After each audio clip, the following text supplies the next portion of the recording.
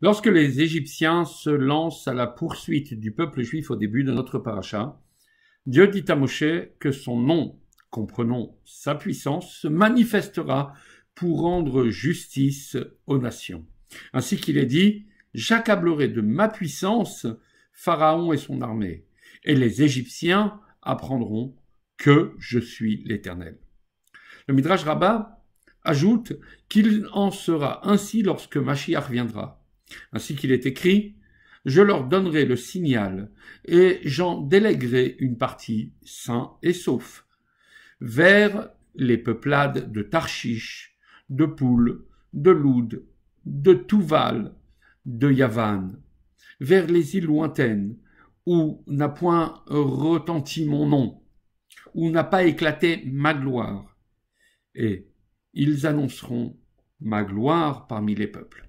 Yeshaya, Isaïe, dit aussi dans le chapitre 45, les biens de l'Égypte, le négoce de l'Éthiopie et des Sabaïns passeront entre tes mains.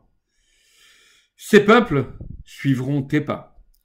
Ils se prosterneront et ils te diront, en toi seul, il est Dieu, hors de lui, il n'y en a pas d'autre.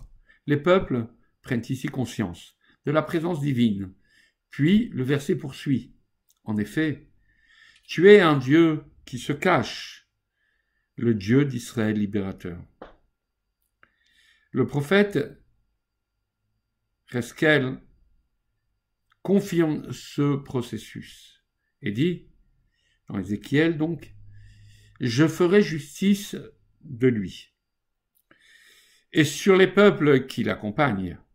Ainsi, je montrerai grand et saint, je me manifesterai aux yeux des nations.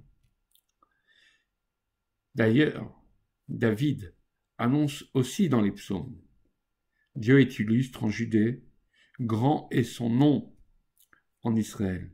Son sanctuaire est à Salem, Yerushalayim, et sa demeure à Tzion. Là, il brisera les traits enflammés de l'arc et des engins de guerre.